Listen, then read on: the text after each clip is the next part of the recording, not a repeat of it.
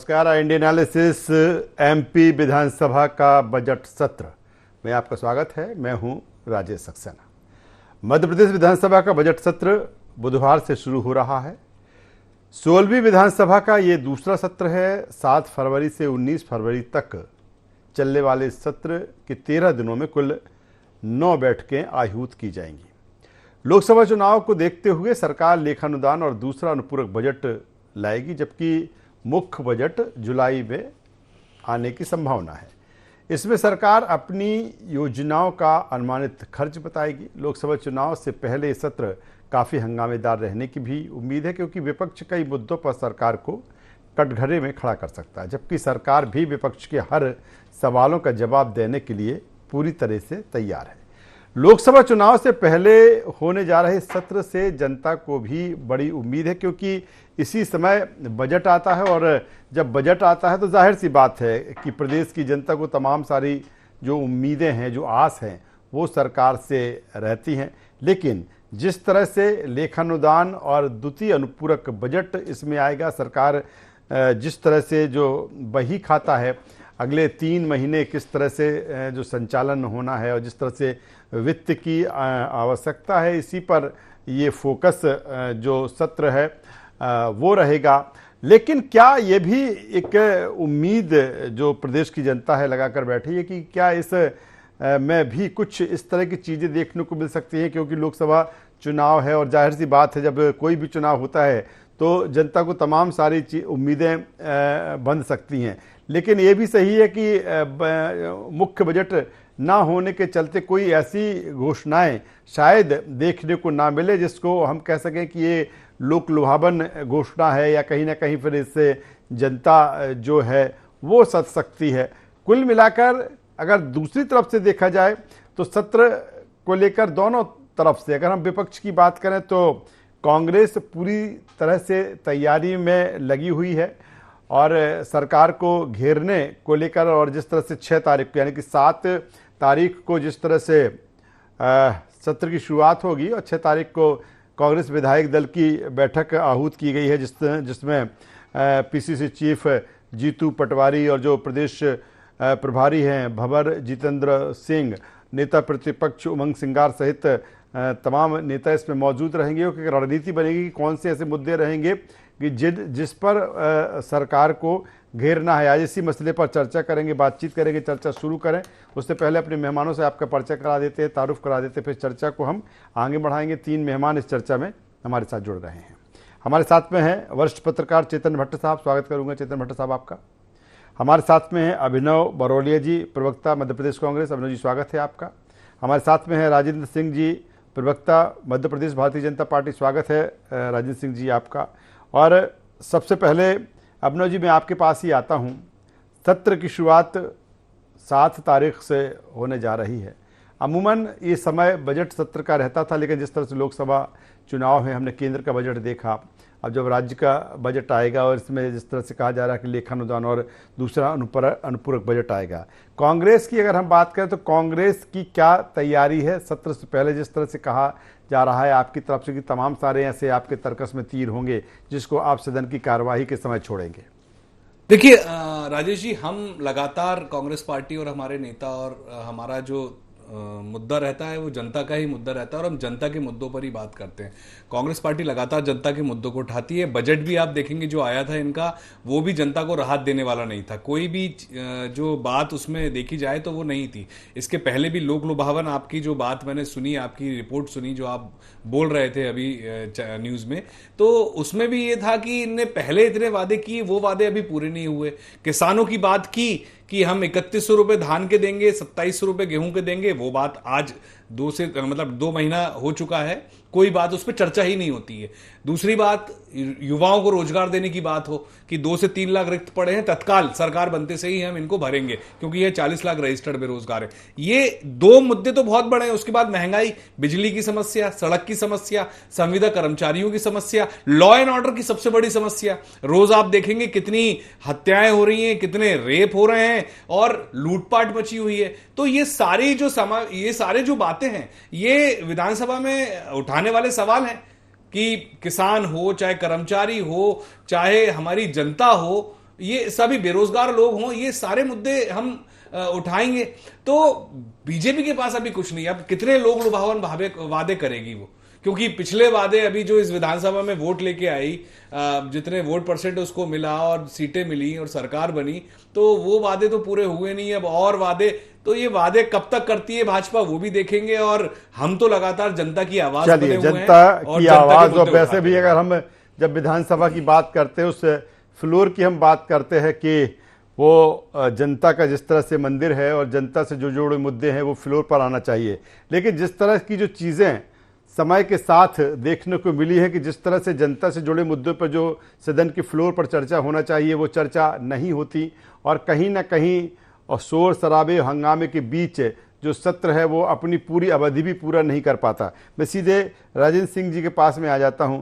राजेंद्र सिंह जी, सत्र शुरू हो रहा है 7 तारीख से। अगर हम सरकार की बात करें तो किस तरह से तैयारी में है, और चूंकि वैसे भी सत्र कोई ज़्यादा बड़ा नहीं है, 7 से इसकी शुरुआत होगी, 19 फरवरी तक चलेगा और इन 13 दिनों में 9 बैठकें ही होना है। क्या कोशिश रहेगी सरकार की कि ये 9 दिनों को भी एक बेहतर तरीके से पूरा किया जाए जिससे कि समय जाया ना हो? राजेश जी, आप जानते हैं भारतीय जनता पार्टी जनता के बीच में सदन पे और सदन दोनों जगह प्रयास करती है कि अधिकतम बातें जनता के हित की। जहां तक अभी अभिनव भाई कह रहे थे, मेरे मित्र हैं कांग्रेस, उनका कहना था कि कोई जो वायदे किए गए जो थे वो नहीं हुए।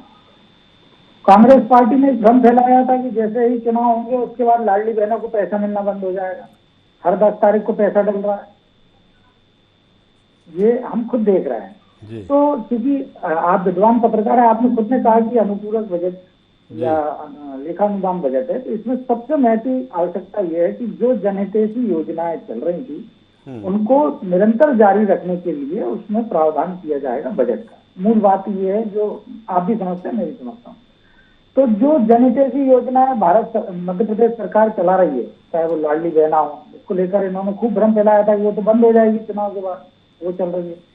रोजगारों की बात, बेरोजगारों की बात करी, अभी 4 दिन पहले मुरैना में माननीय मुख्यमंत्री डॉक्टर मोहन यादव जी ने 5,000 करोड़ रुपए बांटे हैं, 60 लाख बेरोजगारों को मदद की। तो इस तरह से सरकार अपने वायदे पर और अपने कार्य योजना पर निरंतर जारी। ये कांग्रेस की तरह खोखले वादे नहीं थे। 18 महीने इन्होंने कहा था बेरोजगारों को भत्ता देंगे 4,500 रुपये महीने, 15 महीने इनकी सरकार रही। 15 महीने में अगर एक आदमी को एक सिंगल कॉइन का रुपए देने की बात, दूसरी उसकी प्रक्रिया का एक कागज भी चलाया हो, तो ये बताएं क्या है कि जो जिस नीति और नीति के साथ जीता है या काम करता है जिस दल में, उसकी नियत और उसकी मानसिकता वैसी हो जाती है। कांग्रेस की तरह यहाँ झूठे वादे नहीं होते हैं। किसानों की बात करें, किसानों को केंद्र सरकार भी दे रही है सम्मान निधि, मध्य प्रदेश सरकार ने भी 6,000 बढ़ाए थे तो वो दे रही है। तो हमने जो जो वादे किए उन सारे वादों पर भारतीय जनता पार्टी की सरकार खरी उतरी और पूरे 5 साल उतरी, 20 साल चली, 18 साल। पिछले सालों में भी जो वादे किए वो पूरे किए, तभी जनता ने विश्वास जताया और इतना बड़ा बहुमत दिया है। केंद्र की जहां तक ये बात कर रहे थे, तो केंद्र में भी हमने देखा है कि जो आज इकोनॉमी है 2 से 4 ट्रिलियन हो गई है, वहां पे भी देश जो है, अभी कल ही जयंत जी जो अर्थशास्त्र के विशेषज्ञ पूर्व वित्त मंत्री, उन्होंने बताया कि जब 2014 में भारत सरकार नरेंद्र मोदी जी प्रधानमंत्री बने थे, उस समय देश जो 5 सबसे पिछड़ी इकोनॉमी की गिनती में था, और आज देश जो है विश्व में सबसे श्रेष्ठ 5 इकोनॉमी में शामिल है। चलिए राजेंद्र सिंह जी, आता हूँ सेकंड राउंड में आपके पास में आता हूँ। वरिष्ठ पत्रकार चेतन भट्ट साहब हमारे साथ लगातार जुड़े हुए हैं। चेतन भट्ट साहब, किस तरह से इस सत्र को आंकें, क्योंकि एक तरफ लोकसभा जो चुनाव हैं वो मुहाने पर हैं, और हमने केंद्र का बजट भी देखा कि जिस तरह से जो चीज़ें हुई हैं, और इसकी हम बात करें, सत्र की बात करें, हालांकि जनता तो ये उम्मीद लगाए बैठी है कि नहीं कुछ चीज़ें उनके लिए हो सकती है क्योंकि चुनाव है। क्या, चूंकि जब लेखा अनुदान लेकर आ रहे हैं, दूसरा जो अनुपूरक बजट लेकर आए हैं, ऐसे में क्या मान सकते हैं कि जनता के लिए भी कुछ चीजें हो सकती हैं इसमें? चूंकि जब लेखानुदान आएगा, किसी तरह की सरकार की तरफ ऐसी घोषणा हो सकती है जिसको अपन चुनाव से जोड़ सकते हैं कि नहीं, चुनाव के समय है और जनता को कहीं ना कहीं इस तरह की राहत दी जा रही है। सर देखिए, ये जो बजट है ये अनुपूरक बजट है जी। और अभी आपने देखा होगा केंद्र ने जो बजट जारी किया था उसमें भी किसी प्रकार की ऐसी लोक लुभावन घोषणा नहीं की गई थी, क्योंकि आप देख रही है कि लोकसभा का चुनाव बिल्कुल पास है। लेकिन भारतीय जनता पार्टी ने जिस आत्मविश्वास के साथ अपना बजट पेश किया और कोई लोक लुभावन घोषणा नहीं की और ये कहा कि अगला बजट हम ही पेश करेंगे, तो इसका मतलब है कि उनको ये लगता है कि अगली बार उनकी ही सत्ता केंद्र में आने वाली है जी। जहां तक मध्य प्रदेश सरकार की बात है या मध्य प्रदेश के बजट की बात है, मुझे लगता है कि मध्य प्रदेश पर कर्ज बहुत ज्यादा बढ़ गया है। इसके उसका बजट है उसके लगभग बराबर उसने कर्ज ले लिया है। अब इस कर्ज को पटाने के लिए ठीक है लंबा वक्त होता है, उसमें ब्याज भी लगता है। ये बजट, ये जो पैसा है जो किस तरह से चुकाया जाएगा? आफ्टर ऑल कोई पार्टी तो देती नहीं है पैसा, न सरकार देती है, जनता के पैसे से ही वो कर्ज चुकाया जाए। ये बात जरूर है कि अभी जो सरकारी कर्मचारियों को 42% भत्ता मिल रहा है और उनकी मांग है कि 40% भत्ता मिलना चाहिए जो केंद्र सरकार में मिला, तो उसकी सूचना जारी हो जाएगी। मुझे लगता है कि जानकारी दे दी जाएगी कि आपको 46% जो भत्ता मिलेगा। दूसरा एक सबसे बड़ा जो मुद्दा है कि उन्होंने अपनी वचन पत्र में भी कहा था कि हम सरकारी कर्मचारियों की आयु सीमा में एक रूपता लाएंगे। तो आपको ही मालूम होगा कि 65 साल करने की बातचीत जो चल रही है, हो सकता है कि उसकी घोषणा भी इस लोकसभा चुनाव के पहले हो जाए। तो एक सरकारी कर्मचारियों को एक अपनी तरफ खींचने का एक मुद्दा होगा। लेकिन मुझे लगता है कि आय बढ़ाने के स्रोत क्या होंगे ये सरकार को बताना होगा, क्योंकि जिस तरह से कर्ज लगातार सरकार को बढ़ता जा रहा है, मध्य प्रदेश को बढ़ता जा रहा है। ये बात ठीक है कि अब चूंकि केंद्र में भी भारतीय जनता पार्टी की सरकार है और अभी उन्होंने 5,000 करोड़ मध्य प्रदेश को दिए और ये भी कहा है कि हम और ज्यादा पैसा देंगे, तो उसका फायदा हो सकता मिल जाए। लेकिन जिस तरह से जो योजनाएं हैं, जैसे आप देखिए कि लाडली बहना वाला मुद्दा है, लाडली बहना में बहुत पैसा लगने वाला हर महीने, उसको कहाँ से लाया जाएगा, किस तरह से उसका आवंटन होगा, ये भी बड़ा एक सवाल है। क्योंकि देखिए इतने लंबे समय तक पैसा देना बहुत कठिन था किसी भी सरकार के लिए, और ये तो भारतीय जनता पार्टी के प्रधानमंत्री भी कह चुके हैं कि हमको रेवड़ी बांटना बंद करना चाहिए। तो बहुत सी चीजें ऐसी हैं जो अभी तो खैर नहीं होगा उसका, क्योंकि जब जुलाई में पूर्ण बजट आएगा तब वो सारी चीजें आएंगी। जहां तक कांग्रेस का सवाल है, निश्चित तौर पे अभी 3 युवा नेताओं को बागडोर मिली है, चाहे वो नेता प्रतिपक्ष का मसला हो, नेता प्रतिपक्ष की बात हो या फिर प्रदेश अध्यक्ष की बात है। तो मुझे लगता है कि एक ऊर्जा के साथ वो सदन में अपनी बात रखेंगे और हो सकता है कि बहुत से ऐसे मुद्दे हों जिनको लेकर कांग्रेस भारतीय जनता पार्टी को घेर सके।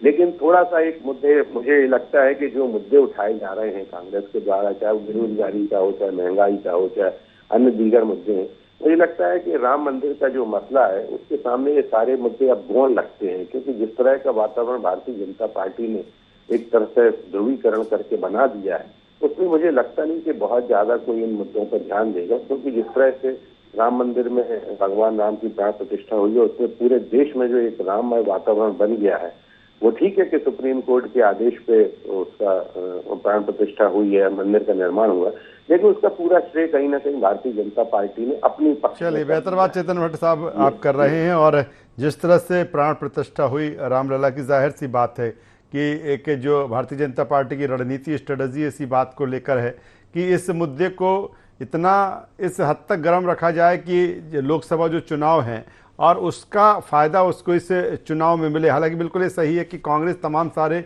मुद्दे उठा रही है, वो सदन से सड़क तक की बात करती है। मैं सीधे एक बार फिर अभिनव बरौलिया जी के पास में आ जाता हूँ। अभिनव बरौलिया जी, जिस तरह से आपने तमाम सारी चीज़ों का जिक्र किया और एक के बाद एक राजेंद्र सिंह जी कह रहे हैं कि आप पहले लाडली बहना को लेकर सवाल खड़े करते रहे कि भाई अब तो देखिए आप उनकी जो किस्त है वो जारी नहीं होगी, उन्होंने जारी कर दी। ये तमाम सारी जो चीज़ें हैं, नहीं लगता कि कांग्रेस, ठीक है मुद्दे तमाम सारे हैं, लेकिन बार बार यही बात आती है कि कांग्रेस को जिस तरह से जिस तरीके से मुद्दों को उठाना चाहिए, जिस तरह से जनता के बीच में ले जाना चाहिए, वो नहीं ले जाती। यही कारण है कि आप पीछे हो जाते हैं और फिर भारतीय जनता पार्टी ऐसे मुद्दे लेकर सामने आ जाती है कि एक पूरा माहौल देश में बन जाता है। हम बात कर रहे हैं रामलला की, जिस तरह से प्राण प्रतिष्ठा हुई, क्या कहेंगे? देखिए राजेश जी, लोकतंत्र जो होता है वो सबसे बड़ा होता है इस देश में। बाबा साहब भीमराव अंबेडकर जी ने जो संविधान बनाया उसी से ये देश चलता है। देश सिर्फ संविधान से चलता है, उसके अलावा किसी से नहीं चलता है। और लोकतंत्र की आज बहुत बड़ी जीत हुई है। झारखंड में जिस तरीके से आज हमारे ये गठबंधन के सीएम वापस बने हैं, जहां पे पूरी कोशिश बीजेपी ने करी थी तोड़ने की, उसके बाद आज चंडीगढ़ के लिए भी सुप्रीम आदेश हुआ है कि जो पीठासीन अधिकारी था जो साइन कर रहा था वो सही पाया गया, और वहां पर भी उसको रद्द करने की कार्रवाई हो रही है। सुप्रीम कोर्ट मतलब उसी में लगा है, कोई मीटिंग आगे नहीं होगी।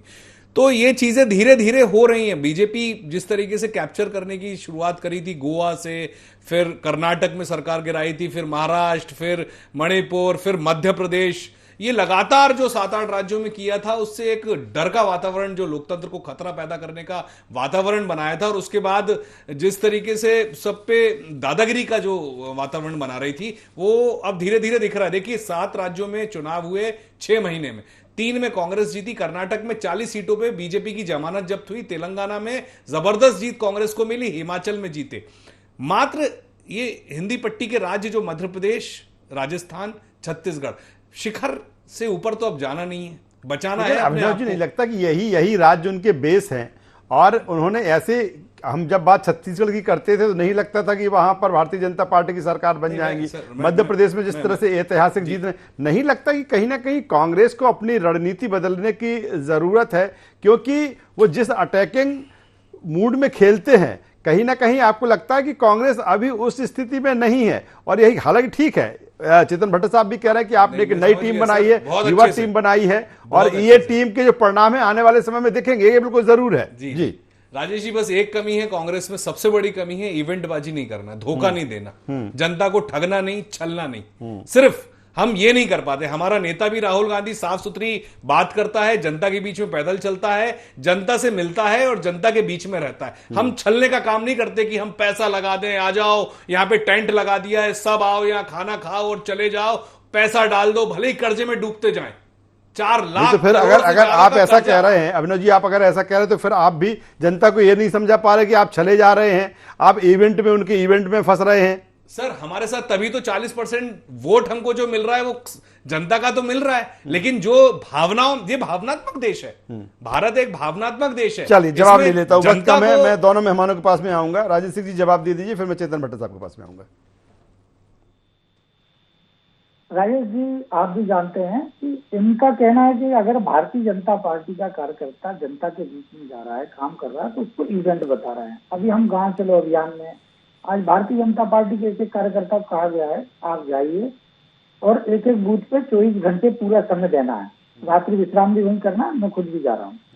तो मेरा ये कहना है कि अगर बूथ पे हम मजबूती के लिए कार्यकर्ता को जुटा रहे हैं, पन्ना प्रभारी बना रहे हैं, आधा पन्ना प्रभारी बना रहे हैं, तो इसको इवेंट क्यों मान रहे हैं?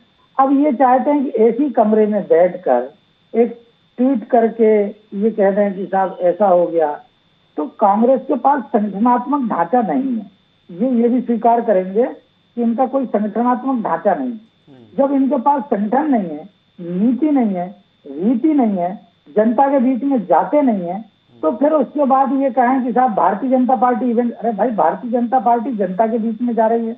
भारतीय जनता पार्टी का कोई भी नेता जो है घर पे नहीं बैठ सकता, कमरों में ऐसे आराम से बंगले में नहीं रह सकता। केंद्रीय मंत्री है तो उसको भी क्षेत्र में जाना है, घूमना है। तो जनता के बीच में जाएंगे, जनता से जुड़ाव रहेगा, तो भारतीय जनता पार्टी को जन आशीर्वाद मिलता है। दूसरी चीज, जो मेरे भाई कह रहे थे कि धोखा नहीं देते हैं, हम इवेंट नहीं करते हैं, तो भैया आप इवेंट, आपने जितने इवेंट किए हैं, आईफा का इवेंट आपके 15 महीने की सरकार में इंदौर में हुआ था, है ना? वो कितना बड़ा इवेंट था, करोड़ों रुपए खर्च करके फिल्म वालों को नाचने बुलाया था आपने, सलमान खान और उसकी कमर में हाथ डाल के आपने मुख्यमंत्री फोटो खिंचा रहे थे। वो इवेंट नहीं था, वो आपका जनता के लिए समर्पित महायज्ञ था। क्या बात करते हैं यार अभिनव जी, बात करने के पहले जरा तोल लिया करें। भारतीय जनता पार्टी का मुख्यमंत्री जनता के बीच में जा रहा है, गरीब लाडली बहनों के बीच जा रहा है, तो आप कहते हो कि इवेंट है। और आप जब फिल्म के नचइयों को बुला के कार्यक्रम कराते हैं, आईफा में करोड़ों रुपए आपने दिया, तब आप कहते हो मुख्यमंत्री कमर में हाथ डाल के फोटो खिंचाते हैं, तब वो इवेंट नहीं है, वो महायज्ञ है जनता के लिए। तो चलिए आप जनता के बीच में जाइए। चलिए आप कह रहे हो कि आपके नेता को इतना लाड़ मिलता है, जनता के बीच में जाते हैं। हमने देखा मध्य प्रदेश से गुजरे थे विधानसभा के पहले यात्रा लेके, ठीक है। कितनी विधानसभा से निकले और उनके परिणाम सवाल जनता तमाम ने तरह कितना के हैं, और आशीर्वाद दिया, वो सबको चूंकि पता है। आज का जो फोकस 20 में से हमारा 17 मुद्दा विधानसभा आ रहे हो आप। मेरा मुद्दा जो जो आज कांग्रेस का की विश्लेषण पहले इसी बात को गढ़ लेकर है, कि एमपी जिनको विधानसभा का जो पटवारी हो, सत्र है, इंदौर और में ये भी या कहीं ना कहीं मैं चेतन भट्ट साहब के पास में आता हूँ। चेतन भट्ट साहब, चेतन भट्ट साहब, जो जिस तरह की जो स्थितियां इस समय कोई भी सत्र हो जो आहूत होते हैं, कहीं ना कहीं उनके दिनों में जो लगातार कमी आई, और जितने दिन का अभी ये 7 से 19 यानी कि 13 दिन में कुल 9 बैठकें होना है, और इसका भी भरोसा नहीं है कि ये 9 बैठकें हो भी पाती कि नहीं हो पाती। कहीं ना कहीं एक बहुत बड़ा सवाल है, क्योंकि जिस तरह से जब हम विधानसभा की बात करते हैं, फ्लोर की बात करते, तो जनता का मंदिर यानी जनता से जुड़े मुद्दे वहां पर आना चाहिए। लेकिन कहीं ना कहीं इसकी जो लगातार इसकी गिरावट आ रही है, मैं नहीं कह रहा हूं कि कोई एक पक्ष इसके लिए दोषी है, दोनों पक्ष इसके लिए दोषी है। ये चीजें जो लगातार बदल रही, चेतन भट्ट साहब उसको किस रूप में देखते हैं? बात तो बिल्कुल सही है कि जब जनता ने आपको चुन के भेजा है और अपनी समस्याएं और जो आपके उनकी जो वो चाहत है उसको लेके अपना प्रतिनिधि चुन के विधानसभा में भेजा जाता है। लेकिन विधानसभा के दिन जितने दिन लगातार कम होते जा रहे हैं, जैसे आपने पिछली बार भी देखा होगा कि 5 दिन का सत्र था। भाई 5 दिन में क्या बहस करेगा आदमी? हजारों प्रश्न लगते हैं विधायकों के, उसमें क्या प्रश्नों का उत्तर दिया जाएगा और किस तरह से उसको खत्म कर दिया जाएगा। उसके बाद भी फिर 1-2 दिन में हंगामा होता रहा और बाद में खत्म हो गई। तो ये भी जो 9 आपकी बैठकें होने वाली हैं, उसमें भी हो सकता है कि इस तरह के हंगामे की स्थिति बने, कांग्रेस आक्रमण करे और भारतीय जनता पार्टी उसका जवाब दे, जिसमें हंगामा हो, उधम हो और उसके बाद वॉकआउट हो जाए। तो ये भी हो सकता है, कोई बड़ी चीज नहीं है। मुझे तो लगता है कि एक लंबी विधानसभा चलनी चाहिए, कम से कम 1 महीने की विधानसभा चलनी चाहिए, ताकि तमाम सवाल जो है जनता से जुड़े हुए वो विपक्ष अपने सत्ता पक्ष के सामने रख सके और सत्ता पक्ष उसका गंभीरता से जवाब दे। क्योंकि जब मतदाता ने अपना प्रतिनिधि चुन के वहां पर भेजा है, तो उसकी ये जिम्मेदारी होती है कि वो अपने इलाके की जो समस्याएं हैं वो सरकार के सामने विधानसभा के माध्यम से रख सके। लेकिन ये प्रॉब्लम, सही बात है, आपने सही कहा कि निश्चित तौर पे एक बड़ा भारी प्रॉब्लम हो रहा है कि जो बैठकें हो रही हैं और सत्र चल रहा है, उसकी जो दिन की जो वो है दायरा है वो कम होता जा रहा है। उसमें सुधार की गुंजाइश है और सरकार और विपक्ष दोनों मिलकर सोचने की जरूरत है, चेतन भट्ट साहब।